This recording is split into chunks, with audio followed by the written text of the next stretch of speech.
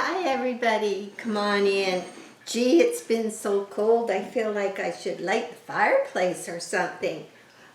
Who's to know? You know what? A few months ago they said we're going to have a warmer winter than normal because the ocean is warm and El Nino and oh yeah, well, they changed their mind. They don't know.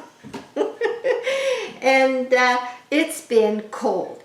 We've had snow in the mountains, and the big highway coming up here from the coast, the Coquihalla, was completely shut down from snow. So, you know, you never know what's going to happen next. Anyway, I have, at the end of October, been in t-shirt, hot, sunny, so we'll see, can change in an instant. And I'm still here and you're here, so let's get comfortable. Now, today I want to share calcium and Carolyn and her orchids, because I've had some people worried that maybe my orchids aren't getting enough calcium. But you have to realize I water with tap water. Our city water, and we can go online and read what's in it. And most tap water has plenty of calcium for Phalaenopsis orchids. So I don't really have to worry about calcium.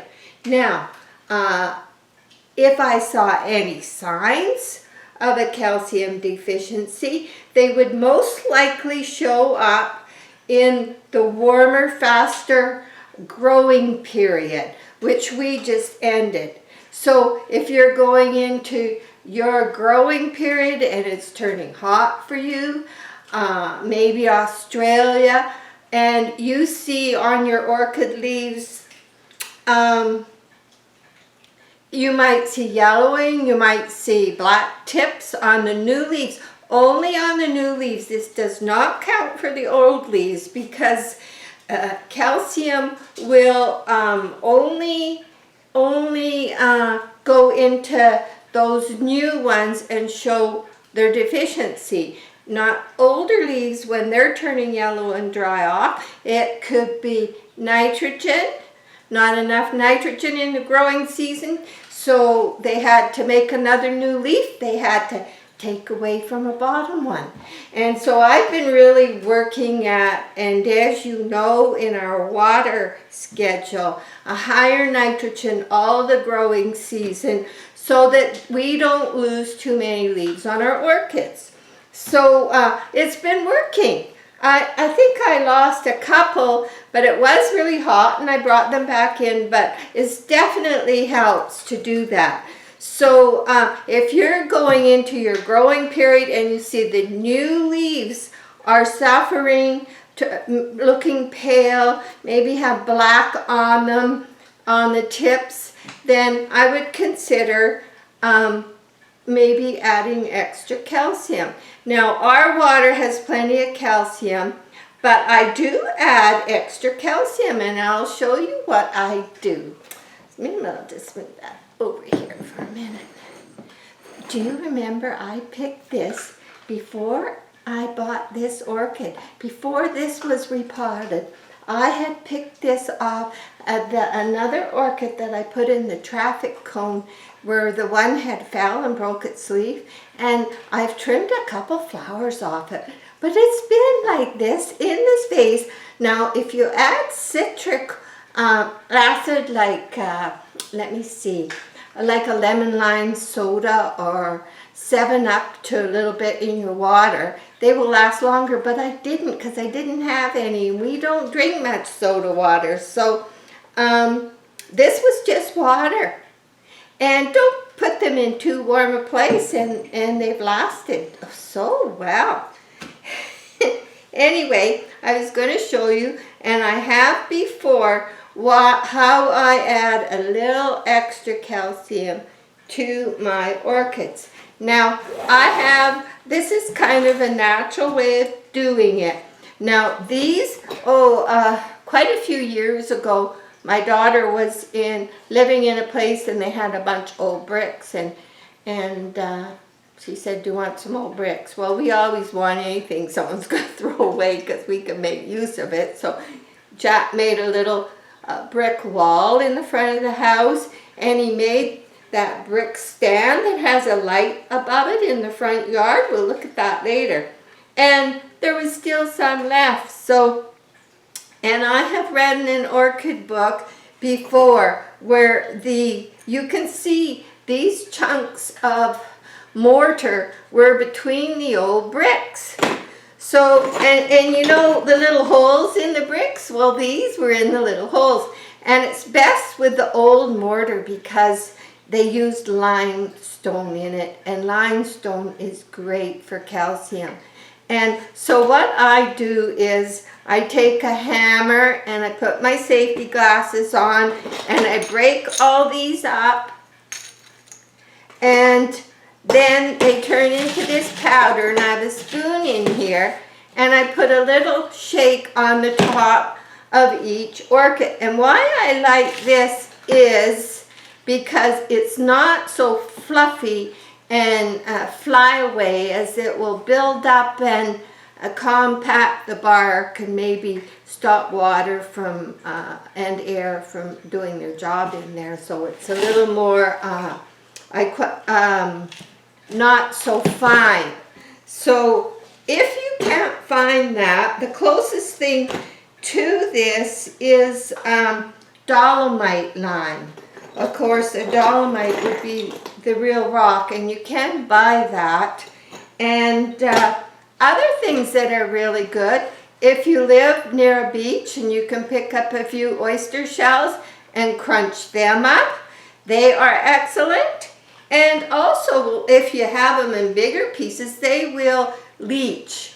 They will leach into your media when you water, and you will get enough calcium from them. And it doesn't have to be real fine. You can leave it bigger, so that some of it bigger, so you also get in your airspace, and it's another thing in your pot. So also some people use eggshells. They boil them, clean them, pound them up, and sprinkle them in. They're good. And that's what I use. Limestone is excellent. And then the list goes on of all the different things you can get. But if you're on tap water, you're probably getting enough calcium in your tap water. And if you're using rainwater or distilled water or reverse osmosis water, you can, and I have read people do this that have orchids. They might use 25% tap water and some of that water as a mixture, because they know that it might be too strong of water, but they get all the other nutrients that do come in tap water. So if you're on, of course, using rainwater, you're not getting all those things that are in the tap water. And we're, yes, getting some chlorine in ours, and we don't have fluoride in ours, but we do have chlorine. I don't worry about it. I've always used just tap water, and we're fine. And if I take one of those little pH strips, it records about 6.5 to 7 pH. So that's fine. That's what I use, and I try to keep it simple because I'm not growing species. We're growing Phalaenopsis. So I'm not a species grower. I love Phalaenopsis. Why not? They're easy to come by. They're very hardy. They've been bred to be hardy. And once we get the right technique, they're so beautiful. And you can just watch them grow, watching them get leaves and roots. It's very exciting. And then watching the spike come up and see if you're going to get another one and how many flowers. And I have them last like 5 months. It's not like when you buy one, like this one that I repotted not too long ago. you don't know when those flowers first came out. Now this one, I trimmed a couple flowers off because once they get wilty, I take them off because of the ethylene gas. So I don't like to leave any dying debris around my plants because of that. So this one, new buds have come out. It didn't drop any buds. It's quite happy here. And the leaves seem to be good on this one. Although the reason I cut this one off, the other one we did, because the roots weren't that good, was it did look like it was struggling. So that's what I do for calcium. And if you got rainwater, those are a few ideas for you. And also go online and read what other people that are using the type of water you have, what they're using. So I'll just put that out the way. There we go. Okay, and surprise, surprise. Oh, my watering schedule, I put in a little plastic sleeve, and the schedule is on the front, and on the back, how I keep track of what day I'm at, is I put little lines, 5, and of course the one across is 6. And the last 6 is now my, I have 2 kinds of seaweed fertilizer. I got 2 because I want to use some on the fruit trees in the greenhouse. So I have the Marfil one, ordered from Vancouver Island, and I have Big Blue. And this is the one I'm using on the orchids, and this one is going out to the greenhouse. And a 1/4 teaspoon in a gallon of water is what I use, and I did them all. It's not something I want to use a lot of all the time, so I put it on my schedule and keep it so it's getting it once a month. In fact, not even a little longer. So that did come. I'm excited. I think this watering schedule is very good. I see the magnesium, the Epsom salts has also really helped. And also putting a little bit of fertilizer. Right now I'm still using my nitrogen, but when I see a few more spikes start to come, which is usually a lot later, but with this weather, we don't know, I'll probably be switching to the higher middle number to encourage good flower growth. So I do put the smidgen of a drop in my mister, and I mist with that. And I have noticed it's been very good. And of course we had the lecture about over misting last time. So anyway, I wanted to cover that. And in a few minutes I want to take you out in the patio to show you the new project. And then I'll show you the orchids, and you can see I watered today. You can see how they're doing. And I want to share one more thing with you. Oh yeah, you know, Salmon Arm is, you know, we're classed as a city, but it's so spread out over a big area. And I'm telling you, you would not believe what happened to us.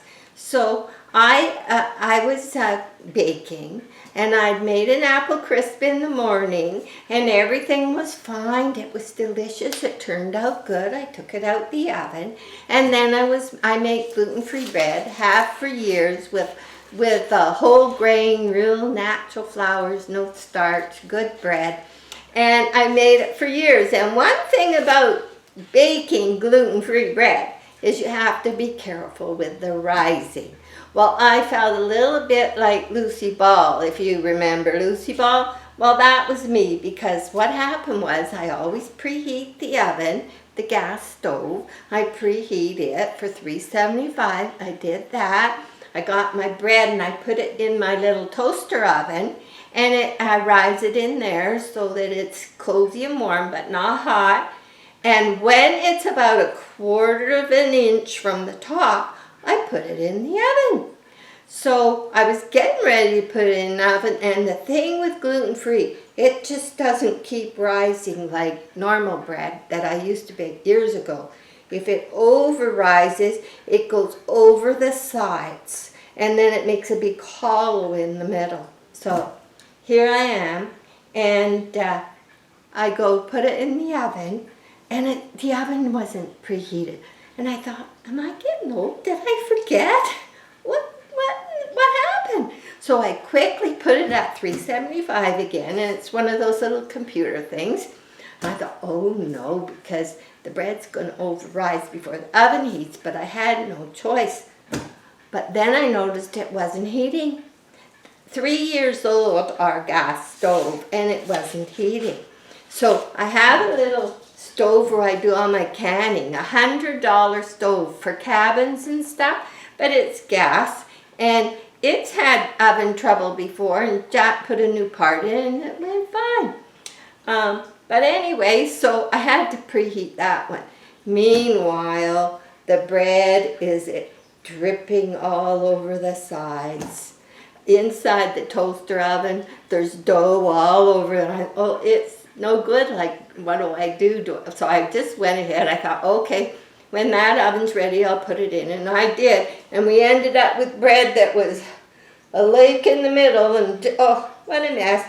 And we ate it because I hate wasting things. So I chopped off the sides because I can use them for breadcrumbs. And we had little sandwiches this big for breakfast in the morning for a while. And anyway, the reason I'm saying this is because so then I try phoning someone in Salmon Arm that'll fix a gas oven. Well, there's 4 people in Salmon Arm that fix appliances. One of them fixes ovens, and they're away on holiday till the end of the month.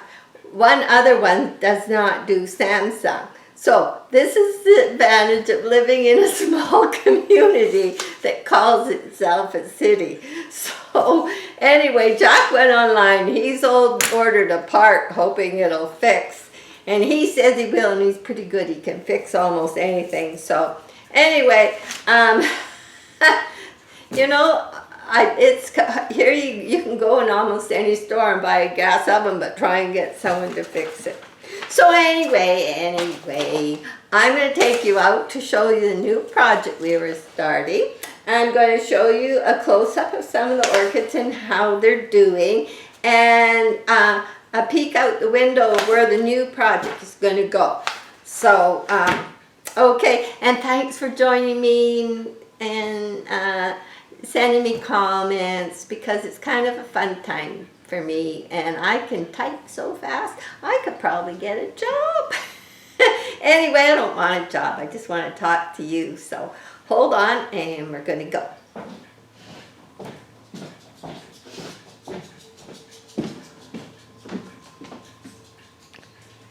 Okay, here we go. We'll go out in the patio first. It's cold out there. Not on the patio so bad, but still it's been dropping to mid-40s. So we were at a garage sale, and Jack got a bunch of scrap metal. And this metal, I don't know if you remember that steel, it was popular in the 60s and 70s. People had I don't know, I guess it's steel, and it's for going down their stairway. So these people were getting rid of, he got for next to nothing, this and a bunch of other steel, because he likes to have it handy. And I thought, oh, isn't that nice? That would make a nice screen, you know, to grow something up. So he you know, he's not a welder by trade, but he welded it up, and it's got nice spikes on the bottom for putting in the ground. And I'm sanding it down. I've started, but I've been so busy, but I've started, and I'm going to scrub it all down, and then I'm going to paint it, and when it's all finished, I'll show you where it's going to go. So there's a peek outside. It's kind of been dark. make sure that when you're bringing your orchids in for the fall and the winter, they need light. They need lots of bright light to flower. That's very important. So that's why mine are in the windows, are right beside the window. My Cymbidium's going to stay out here and get real cold because I want to get flowers. And I think that's new growth coming down in there. I don't know, they've never flowered, but I am jealous of those people whose are. So I'm being hopeful. I'm going to put them in the greenhouse, and if they flower, I'll bring them in. But anyway, there they are. And these are staying out here for a while. It's bright but colder. Apparently they can take it. So that's the hope. That's the hope for that. So we're getting ready for winter. Haven't covered the greenhouse. Usually don't this early, but who knows? So let's go in. I picked some flowers, some zinnias for the table. I like bringing flowers in. If I can, I like to bring them in. So, yes, this one, so far so good. It was watering day today, and quite often the leaves do get a little limp, some of them, but so far so good. And they did get the seaweed fertilizer, so let's hope. Let's hope for the best. So, okay, here's my little fish fountain working away. And this is the orchid that when my one fell in this pot and got the big hole, I put this one in, and it is in a bit of shock, but it did get and this leaf was all bent over like that, and I'm trying to get it to, I think I'm getting the bend out of it. So if it's going to be floppy, at least I'll get the bend out of it. And as long as they stay green, I found they once those new ones come, I mean, they are coming so shiny. I don't put anything on them, but they are so shiny and healthy. Now this is the orchid, and somebody wrote a comment. They had one the same. It must be a year or two ago, but the leaves were all bumpy and ruffly. And we were wondering why, if it was temperature changes. And this one has got some new leaves, and it's got another one coming. But it's still got that ruffle in it, so it must be part of just its DNA. That's what I'm thinking. So we got still lots of new leaves, and of course the traffic cone and all of its leaves, and of course it just grew this one, and now it's growing another one. And I open these windows a crack at night, both sides. So this is up here getting cool, so a couple weeks of 10 to 15 degrees cooler than average, then that will help them to spike. Plus the light, they need light. We have the extra light around the window, and I have a fan. A fan has also been excellent. So, and if you take your Phalaenopsis leaves, they're crisp. I mean, you can't bend these leaves. They're hard. They're very healthy. They are not floppy. This is one of the original leaves, and this is one that struggled. That's why the leaf was small, but they're coming good now. And this one, for some reason, shot out a spike early, so that was a surprise. But this one was similar, and it suffered, and it's now got nice crisp leaves. And this is the sewer pot, made from a triple sewer pot. Jack drilled holes in, and these are all doing very well. And this was one we picked up at a garage sale that I put 2 orchids in. And up here, I have a little air plant going, and of course these seem to be doing well. Every time I water, I check the leaves, and make sure you check the edges, the tips, Have a good light when you do it. Wipe with your cloth. Even if you can't see in there, wipe really good because there could be scale, and the more often you catch it, the less trouble you will have with it. So I have one I find scale on, and it's not one of these, it's in the other room. And oh, here, I think Rala Retricella has some more blooms coming. I had to tie her in. She has real fine roots. And I just run this across to keep her in because when I water sometimes she wants to float right out. So, and here we have crawfish pie, seagull. It's quite the name, but it's got some new leaves.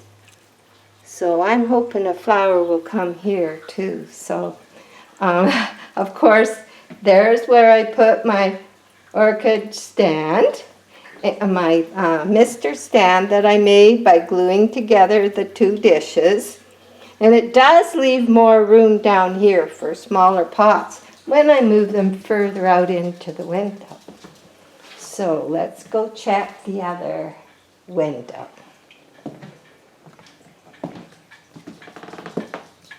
Okay, here we are. So I have, this was just sitting on a dish just to raise it so the steam comes down, and an upside down ashtray on a green bowl. So now that the furnace is coming on, I'll be running these more often.